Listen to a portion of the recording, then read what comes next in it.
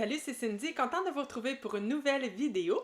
Alors aujourd'hui, c'est un bilan lecture thématique parce que j'ai décidé pour le mois d'avril de me constituer une pile à lire constituée de romans à 100% nature writing. Donc, premièrement, qu'est-ce qu'est le nature writing pour moi? Évidemment, je ne suis pas une spécialiste. N'hésitez pas à renchérir en commentaire si vous avez des éléments à apporter, à ajouter à ma définition personnelle. Donc, pour moi, le nature writing, ce sont des romans tout simplement dans lesquels la nature prend beaucoup de place, des romans dans lesquels la nature est au cœur de l'histoire. D'ailleurs, ce sont souvent des romans très atmosphériques, des romans dans lesquels très immersifs en fait, justement de par les nombreuses descriptions de la nature, la flore, la faune, etc. Donc j'aurais voulu avoir une traduction, mais en fait la traduction que j'ai trouvée c'est roman écologique, mais pour moi un roman écologique il faut avoir ce côté engagé qu'on n'a pas nécessairement dans le nature writing. On peut l'avoir, mais pas nécessairement. Donc, c'est pour ça que j'utilise pas le terme roman écologique, même si j'aurais aimé avoir un terme en français, mais bon. L'objectif en toute fin de vidéo, c'est d'avoir cette conclusion qui vous dit si vous avez envie de lire du nature writing, voici lesquels sont des incontournables pour moi. Alors, pour ce faire, je vous présente les 10 romans, je vous donne mon avis pour chacun d'eux. Voilà, c'est parti! J'ai lu tout d'abord Sur l'île de Elizabeth O'Connor, publié aux éditions J.C. Lattès. Alors, dans ce roman, on est en 1938 avec la jeune Manod qui a seulement 18 ans. Et elle vit sur une toute petite île au large du pays de Galles avec sa petite sœur ainsi que son père. Et là, quand je vous dis une petite île, là, c'est vraiment le cas. Il y a à peu près 12 familles sur cette île en question. Et Manod, elle a des rêves, elle veut entre autres devenir professeure, mais disons qu'elle est un peu désespérée face aux possibilités qu'elle a, parce que je vous le répète, on est en 1938 et en plus on est sur une toute petite île, donc les perspectives pour elle, c'est à peu près juste de se marier et d'avoir des enfants. Et là, un jour, il y a une baleine qui va s'échouer sur la plage et ça va être l'arrivée de 2 ethnologues qui vont évidemment étudier ce qui est arrivé à cette baleine, mais qui vont aussi étudier le mode de vie des habitants de cette petite île. Et Manod ils vont en fait demander à Manod de les aider. Et à partir de ce moment, notre jeune personnage, tout à coup, voit ses rêves possibles. Et donc voilà, voilà pour le résumé. C'est un roman qui se lit extrêmement rapidement de par ses tout petits chapitres. Je vous le dis, là, c'est des chapitres de 2-3 pages maximum à chaque fois. Donc, c'est un roman de quoi? 260 pages qui se lit quasiment comme un roman de 150 pages. Et d'ailleurs, c'est ce qui amène, je trouve, cette espèce de style très hachuré. Je sais pas si j'ai le bon terme, mais ce que je veux dire par là, c'est que ce sont vu que les chapitres sont tout petits, à chaque fois, je trouvais que ça se terminait très abruptement, puis là, tout à coup, un autre commençait tout aussi abruptement. Donc, c'est pour ça que je trouvais que ça faisait une lecture un peu saccadée. Est-ce que c'est un meilleur terme? Bon, bref, j'ai pas le terme, mais je pense que vous comprenez ce que je veux dire. Et c'est la raison pour laquelle je pense que je n'ai pas trouvé cette lecture immersive. Même si j'ai bien aimé cette lecture, franchement. Et si on parle de la nature, justement, oui, la nature est très présente de par les nombreuses descriptions des lieux là, de cette île, justement. Mais est-ce que la nature est importante dans l'histoire? Pas tant que ça. C'est-à-dire qu'on est vraiment davantage dans un roman d'apprentissage parce que on est avec ce personnage de 18 ans, cette jeune fille qui veut s'émanciper.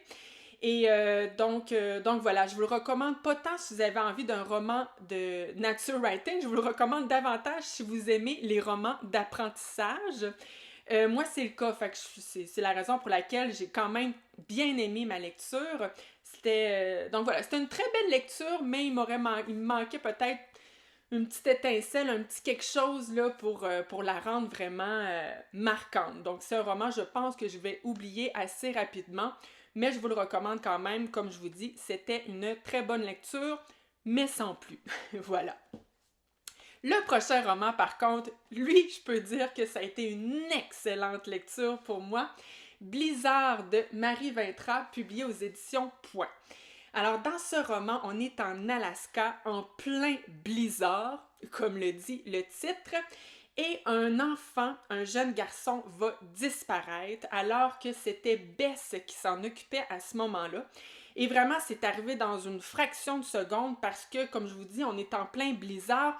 On voit, je vous le dis, là, on voit même pas le bout de son nez. Donc, c'est pour ça que Bess tente de retrouver le petit garçon, mais c'est comme impossible. Et là, il va y avoir d'autres personnages. Ils habitent tous la même région en Alaska. Une région très, très peu peuplée. Et là, savez-vous quoi? Je vais m'arrêter là pour le résumer parce que justement, le plaisir de ce roman, c'est qu'on a plusieurs personnages, mais on ne connaît pas au départ les liens qui les unissent. Et il y a aussi une certaine part de mystère sur chacun des personnages. Donc, c'est pour ça que je m'arrête là pour le résumer, parce que le plaisir, c'est de découvrir tout ça. C'est drôle parce que tout comme le livre précédent, on est aussi dans un roman dans lequel ce sont de tout petits chapitres, là aussi 2, 3, 4 pages maximum. Mais contrairement à d'autres lectures, j'ai trouvé que pour celui-ci, c'était parfait pour le type d'histoire, le type de roman, parce que ça amène beaucoup de rythme. Et à chaque chapitre, on change de personnage. On a, si je me souviens bien, à peu près 4 personnages. Et évidemment, on y retourne, puis après ça, on change, puis on y retourne. En tout cas, on se promène d'un personnage à l'autre. Et à chaque fois, donc, on en connaît un peu plus sur le personnage, on en connaît un peu plus sur les liens qui les unissent. Et donc, voilà, ça amène un suspense vraiment intéressant. Et la nature, ici, est effectivement au cœur du roman parce que on sent le climat glacial et il contribue justement à ce suspense, je vous dirais, qu'on retrouve dans ce roman. Donc, un petit thriller très simple, mais bien écrit que j'ai franchement grandement apprécié. Alors ensuite, je suis tombée sur quelque chose de beaucoup plus gros, en termes de pages en tout cas. Lonesome Dove de Larry McMurtry est publié aux éditions Gallmeister. Alors dans ce roman, on est au Texas en 1880 avec une gang de gars. On est avec plusieurs hommes, tous des cowboys, des hommes de tous les âges, de tous les genres, de tous les âges, en tout cas. Bref, ils sont tous différents les uns des autres, mais ils travaillent tous pour Augustus et Woodrow.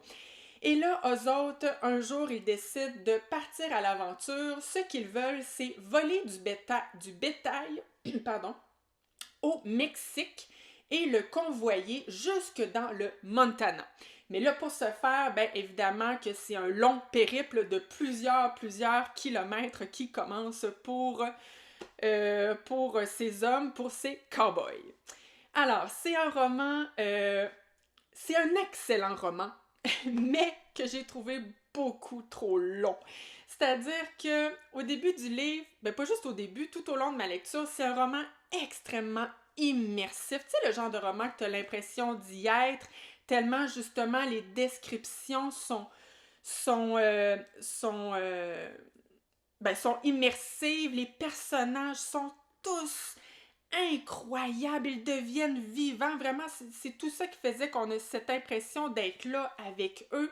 Le climat très chaud, très sec traverse les pages jusqu'à nous. C'était intéressant parce que je suis passée du blizzard d'Alaska à la chaleur extrême du Texas. C'était quand même d'une extrême à l'autre, voilà.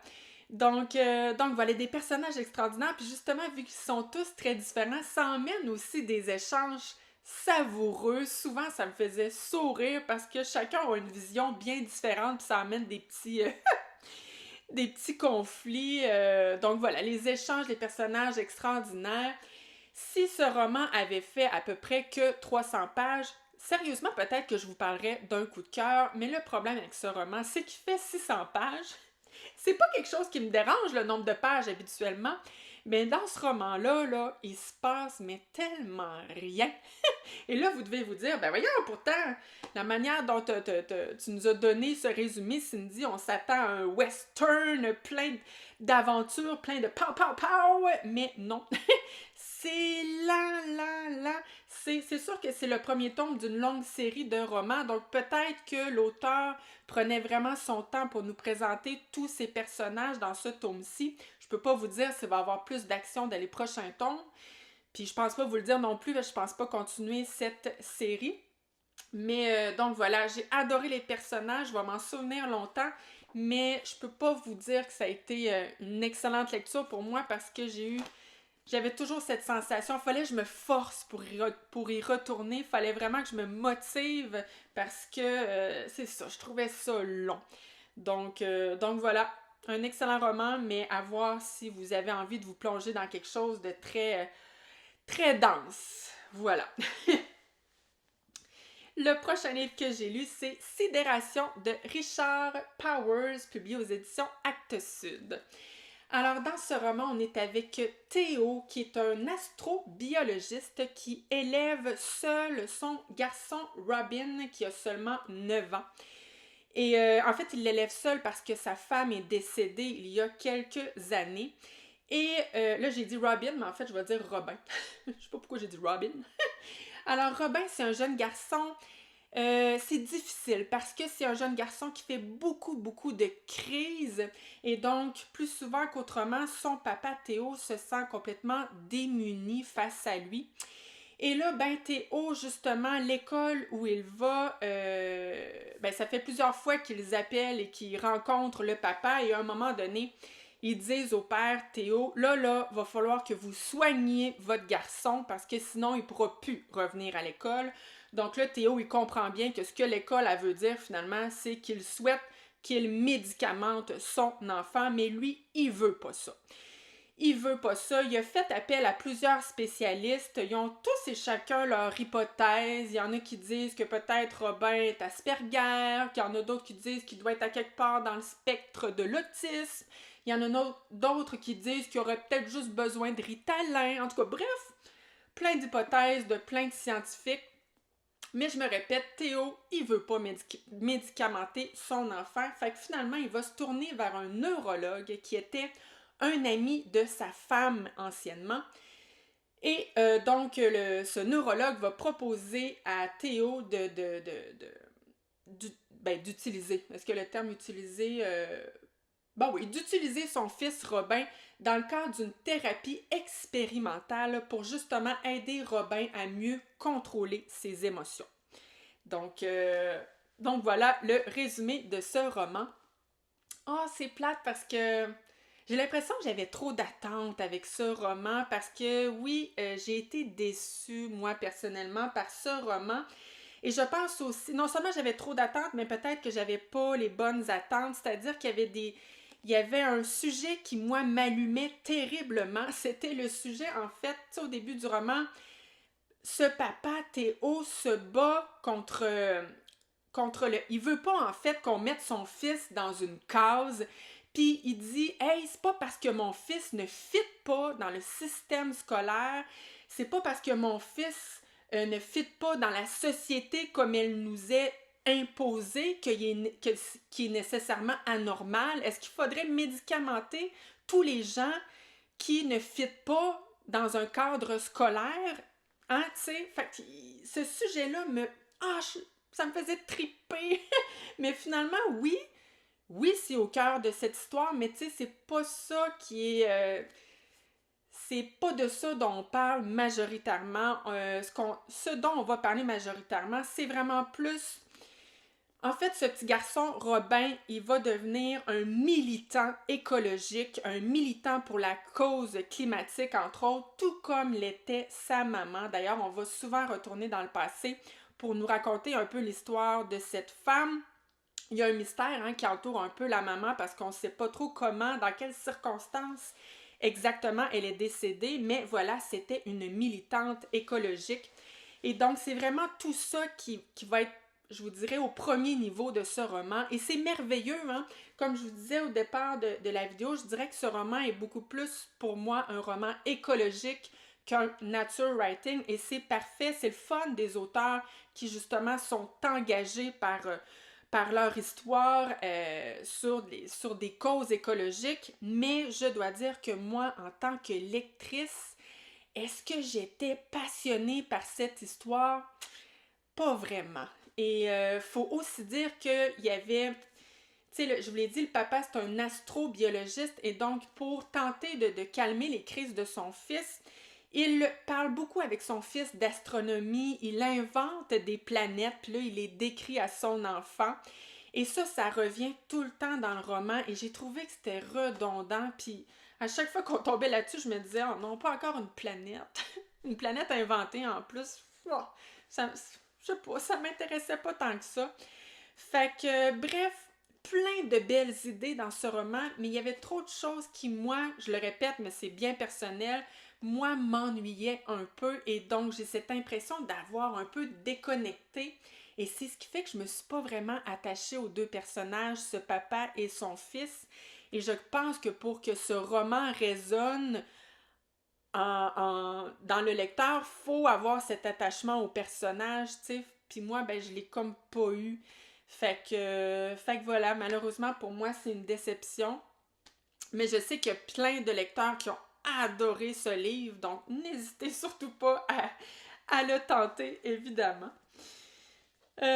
Alors ensuite, j'ai lu 100 millions d'années et un jour de Jean-Baptiste Andréa, publié chez Guy Saint-Jean, éditeur. Alors dans ce roman, on est en 1954 avec Stan, qui est un paléontologue en fin de carrière. Et Stan, à un moment donné, il va contacter son ancien ami Umberto. Umberto qui va venir le rejoindre avec Peter, donc deux scientifiques. Et Stan, lui, il veut réaliser un projet, un rêve qui l'obsède depuis longtemps. Et son rêve, ben, c'est d'escalader une montagne et lui, il pense qu'ils peuvent y retrouver le squelette d'un dinosaure. Donc là, il part, finalement, ils vont être 4 hommes parce qu'ils vont aussi se faire aider par un guide spécialiste justement de cette montagne et un spécialiste de l'escalade. Donc voilà, ils vont partir et escalader cette montagne dans l'espoir de trouver ce fameux squelette. Alors, c'est un roman que j'ai pas vraiment aimé, mais je pense que j'avais pas les bonnes attentes avec ce roman-là. C'est-à-dire que moi, j'avais envie d'un récit d'aventure, j'avais envie qu'on parte justement à l'aventure de ce squelette de dinosaure. Et finalement, c'est pas tant une histoire d'aventure, je vous dirais que c'est comme plus une quête personnelle. D'ailleurs, je suis pas sûre d'avoir très bien compris ce que voulait faire l'auteur, parce que, tu sais, dans ce roman, il y a plein de chapitres où on retourne dans le passé et on nous raconte l'enfance de Stan, on nous raconte son contexte familial, sa relation très conflictuelle avec son père. Et moi, à chaque fois qu'on retournait dans le passé, justement, pour nous raconter l'enfance de Stan, j'étais comme tout le temps, hein? Ouais, mais pourquoi? Pourquoi l'auteur nous raconte ça? Moi, je veux aller à la montagne, je veux savoir s'ils vont trouver le squelette, je veux qu'il leur arrive des aventures, des trucs. J'ai pas envie de connaître l'histoire d'enfance de Stan. Mais en fait, c'est que je pense que j'avais pas compris c'était quoi le but de l'auteur. Parce que maintenant que j'ai terminé le roman, je me dis, OK, j'étais peut-être pas dans le bon état d'esprit. J'étais pas à la bonne place, en fait, là, avec ce roman.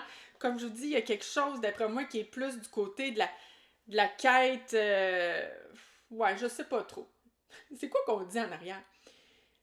Un roman un peu souffle. Stan revendique le droit d'aller au bout de son destin tout en sachant que s'il s'arrête pour se reposer, il ne se relèvera pas. Ouais, je vous aide pas en tout en vous disant ça. En tout cas, bref, j'ai pas aimé ça. J'ai comme pas eu de plaisir à lire ce roman. Puis ouais, dernière chose, si on parle de la nature, oui, la nature est présente dans le sens qu'il escalade une montagne, puis le climat est vraiment difficile, mais est-ce que j'ai senti que j'étais plongée au cœur de la nature avec ce roman? Pas tant que ça. Fait que, ouais. déception, malheureusement. Alors ensuite, j'ai lu Je chante et la montagne danse de Irène Sola, publié aux éditions Point. Alors moi, c'est mon deuxième roman de Irène Sola et tout comme... c'était quoi donc le titre? Je t'ai donné des yeux et tu as regardé les ténèbres. Je trouve que ces romans sont très difficiles à résumer. C'est presque impossible. En fait, on est dans un village perché en haut des Pyrénées catalanes. Et on va être en fait avec plusieurs personnages il va y avoir des liens là, avec chacun des personnages et on se promène aussi sur une ligne du temps, mais tu sais pas, c'est pas du tout linéaire. Donc des fois on retourne en arrière, on s'en va en avant, encore en arrière, tu sais, il y a rien de linéaire là-dedans, mais ce que je peux vous dire, c'est qu'il va arriver certains drames j'allais dire à cette famille, c'est que souvent il y a des liens familiaux entre chacun des personnages. Des fois aussi, c'est des voisins, mais qui vont... Eh mon Dieu que c'est tough! Pourtant, c'est pas difficile à comprendre, mais c'est juste vraiment difficile de faire un résumé.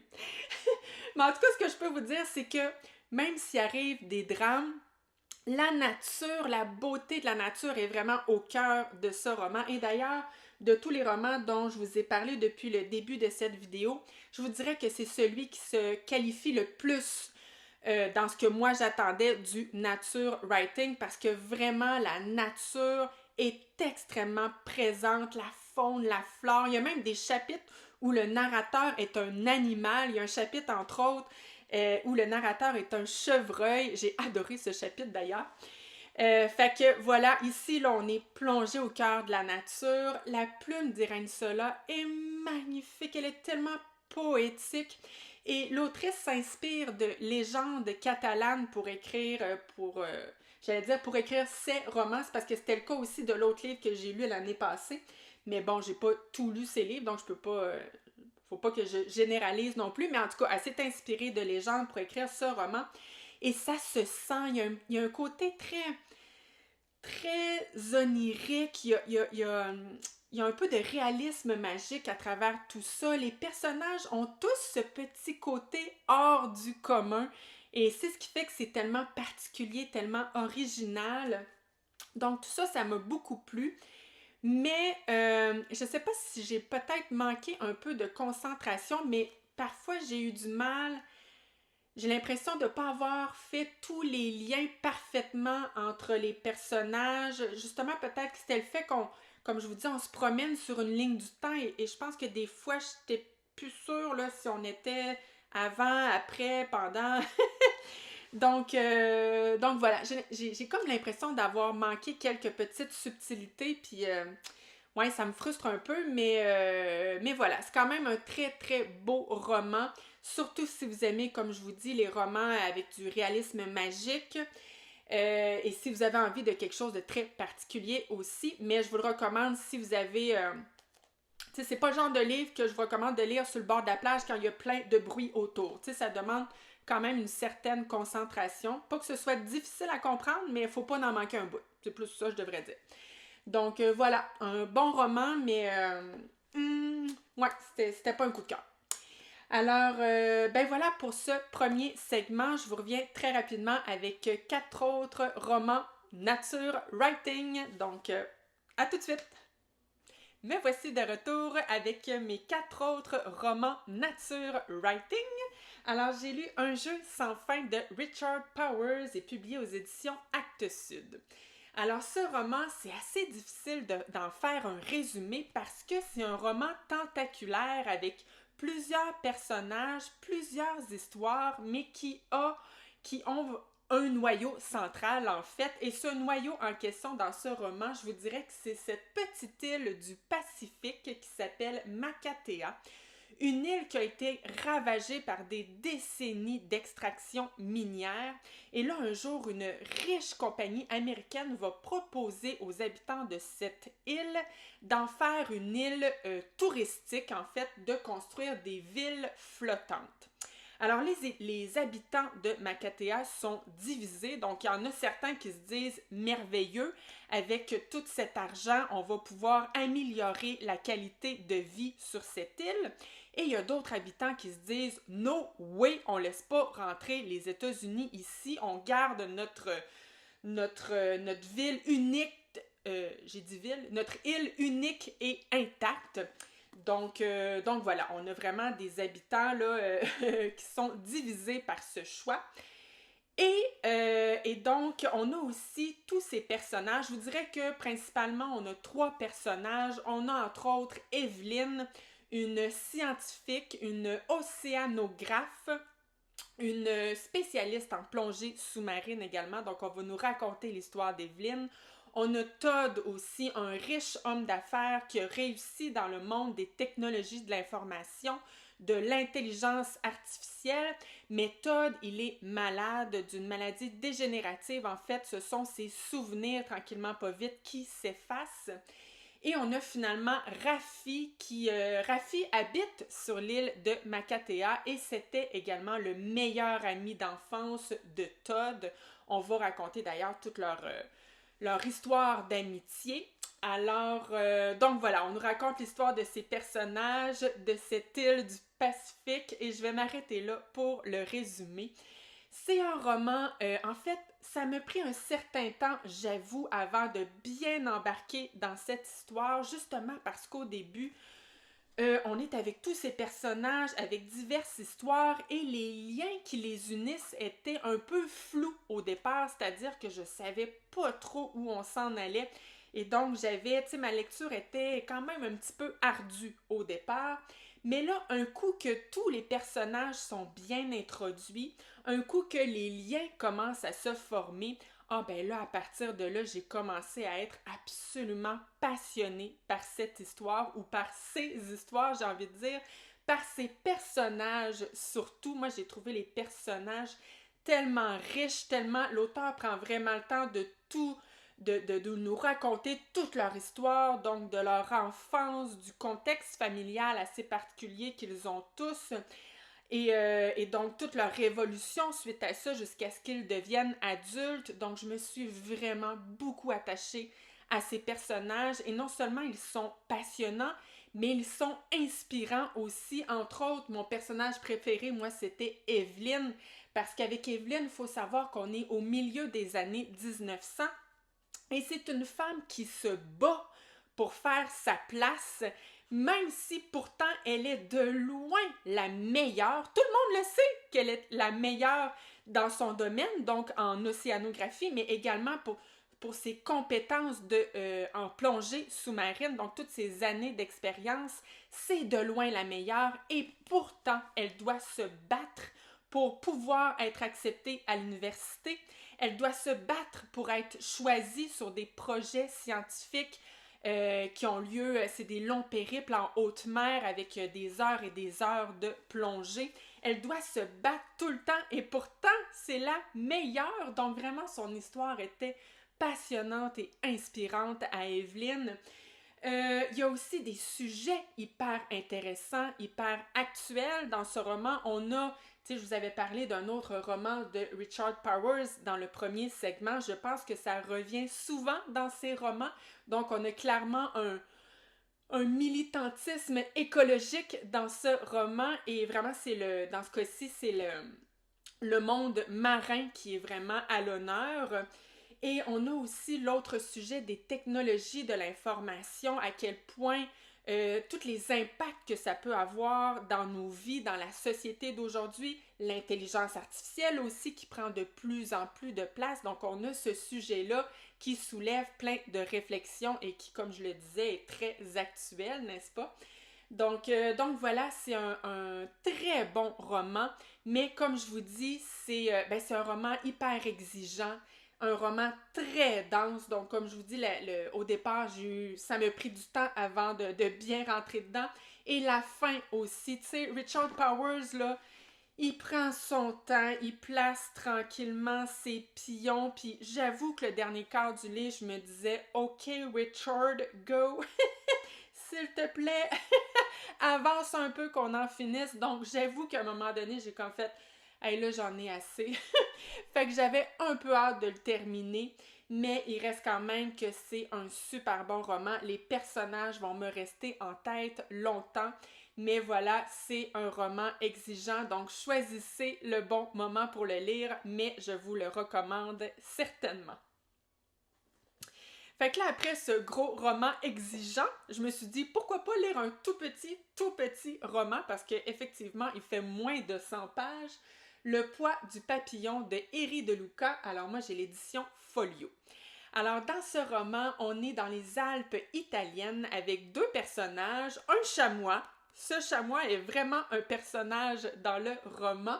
C'est un chamois de très grande taille En fait, il est très gros, là, ça le différencie des autres chamois de son troupeau.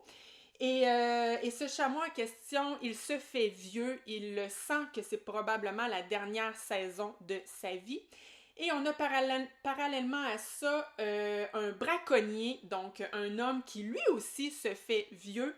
Et ce braconnier en question, lui, il veut enfin chasser ce chamois qu'il tente de chasser depuis plusieurs années, mais qu'il lui a toujours échappé. Donc, c'est un peu son rêve d'enfin le chasser.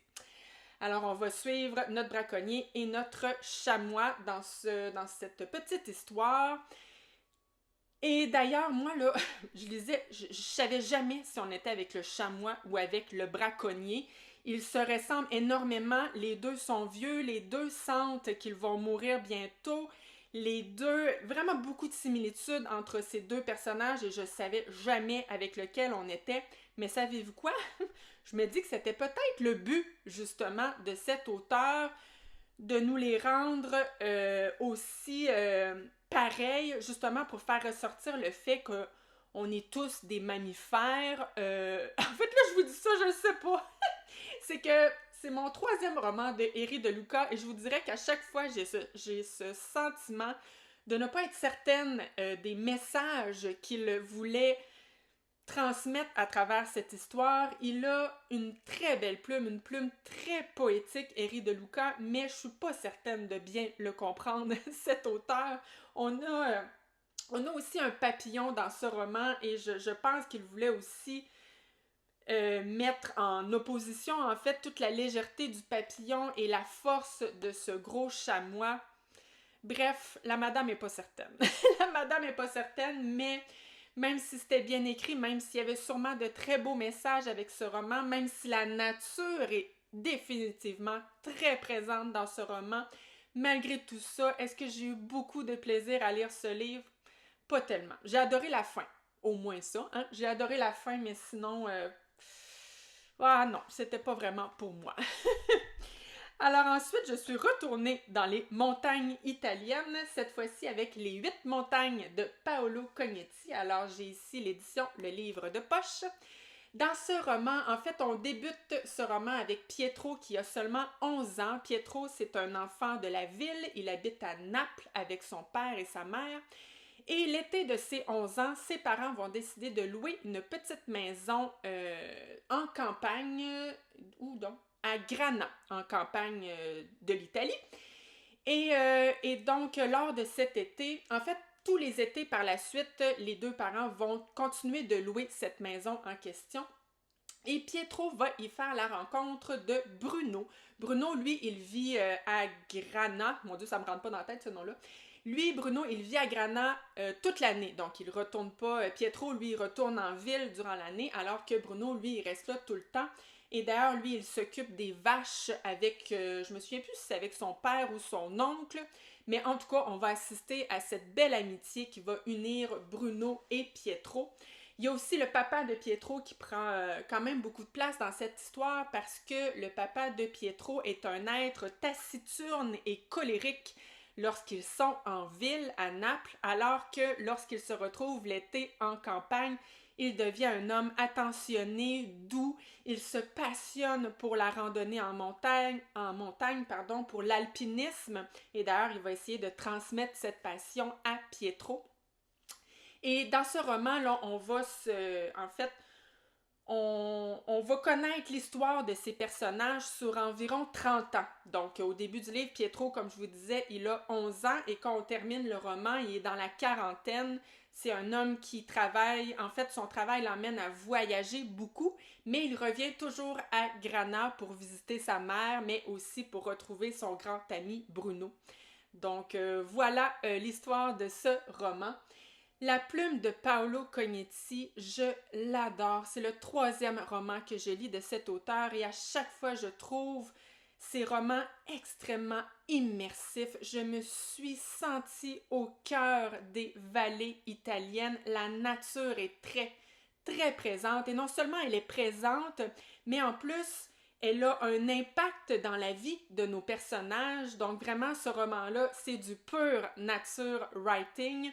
C'est aussi un roman, je vous dirais, c'est peut-être pour ça aussi qu'il m'a manqué une étincelle pour vraiment en parler avec grand enthousiasme, parce que c'est un roman dans lequel il n'y a pas vraiment d'histoire. Tu sais, comme je vous dis, finalement, on suit l'évolution de ces personnages sur plusieurs années, mais tu sais, il n'y a pas d'éléments déclencheurs, il n'y a pas de gros événements marquants qui arrivent dans ce roman, mais il reste que c'est une très belle histoire de vie. Voilà, mais comme je vous dis, il m'a manqué ce petit quelque chose pour me... Tu sais, c'est pas passionnant, donc c'est pour ça que j'ai pas lu ce livre avec un énorme enthousiasme, mais il reste que c'était une très belle lecture, et si vous avez envie de nature writing, je vous dirais que celui-ci est franchement un très bon choix. Et je termine par un roman que je viens tout juste de terminer, La montagne de l'ours de Deborah Smith aux éditions Coup d'œil. Alors dans ce roman, on est dans le sud des États-Unis avec 2 personnages, Ursula et Quentin. Et en fait, au début de ce roman, les 2 sont jeunes, ce sont des enfants, ils ne se connaissent pas du tout. D'ailleurs, Quentin, lui, il vit à New York alors que Ursula est dans un petit village qui s'appelle Tiberville. Et donc, on va nous raconter l'enfance de ces 2 personnages, leur contexte familial. Et donc, il faut savoir que le père de Quentin, c'est un artiste qui peine à être reconnu pour son travail. Et Quentin, le père de Quentin, en fait, à un moment donné, il va avoir une commande qui va être très importante dans sa carrière d'artiste. C'est une femme, justement, à Tiberville qui va lui faire la demande de construire un ours en espèce de pièce de fer. Donc, il va le faire et ça va être par la suite un monument qui va avoir une certaine importance dans la communauté de Tiberville, surtout pour la famille d'Ursula. On va tout nous raconter, l'importance de cet ours, justement, dans la famille d'Ursula. Et donc, par la suite, on va être 30 ans plus tard, alors que Quentin et Ursula sont adultes. Ils ne se connaissent toujours pas. Mais Quentin va, il va vouloir retrouver justement cette pièce artistique qui a été tant importante dans la vie d'artiste de son père. Fait qu'il va s'en aller à Tiberville, retrouver cet ours en question. Et c'est là qu'il va faire la rencontre d'Ursula. Puis là, il va y avoir plein d'autres choses qui vont arriver, mais je vous laisse découvrir tout ça. Alors, c'est un roman, c'est dommage parce que la première partie du livre, là, qui dure un bon, je vous dirais que c'est pas mal le quart du livre, là, les 100 premières pages, je les ai adorées. Toute la partie justement sur l'enfance des 2 personnages, l'autrice prend vraiment son temps de tout nous raconter. La vie des 2 personnages, mais également de leur famille. Il va arriver quand même des tragédies dans les 2 cas. Et j'ai trouvé que tout faisait du sens avec ensuite leur vie d'adulte, parce que ce qu'ils vont devenir comme adultes fait vraiment, tu sais, leur personnalité fait vraiment du sens justement avec tout ce qui va leur arriver dans leur enfance. Bref, j'ai adoré la première partie du roman.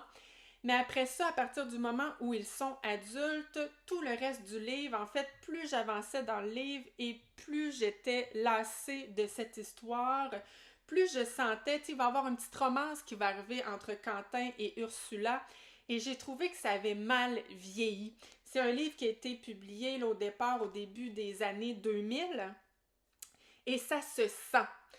En fait, ça se sentait pas dans la première partie du livre, mais après ça, là, surtout quand arrive cette romance entre nos 2 personnages, Je le sentais que c'était un vieux roman, puis tu sais, ça me faisait un peu penser au roman Harlequin que je lisais quand j'étais adolescente. Et l'histoire, toute l'histoire de l'ours aussi, bah, j'étais comme... je me suis lassée, voilà. Il reste quand même que c'était une belle lecture légère, mais voilà, là, j'ai de là à dire que je vous le recommande fortement, pas vraiment. Donc voilà, on arrive à la conclusion de cette vidéo. Tel que je vous l'avais mentionné en début de vidéo, en conclusion, quel livre je vous recommande fortement si vous avez envie d'un roman nature writing? Eh ben, j'avoue que j'ai pas eu de gros coups de cœur dans ma sélection de 10 livres, mais il reste que j'ai eu quand même certaines très bonnes lectures, et si je n'avais qu'à en choisir deux, je vous dirais que Blizzard de Marie Vintra, si vous aimez les thrillers, c'en est un tout simple, mais vraiment réussi, et on a tout le côté froid glacial de l'Alaska qui traverse les pages. Je l'ai vraiment adoré. Et si vous avez envie de quelque chose beaucoup plus exigeant, mais avec des personnages passionnants et avec vous allez être plongé dans les beautés du monde marin. Alors, un jeu sans fin de Richard Powers en vaut vraiment la peine également. Donc, ce seraient mes deux recommandations d'aujourd'hui. N'hésitez pas, vous, à me dire quels ont été vos romans nature writing préférés dans tous ceux que vous avez pu lire dans votre vie. Je serais très intéressée de vous lire. Donc, merci beaucoup d'avoir été là, et nous, on se retrouve probablement dans 2 semaines. Donc, à bientôt. Merci.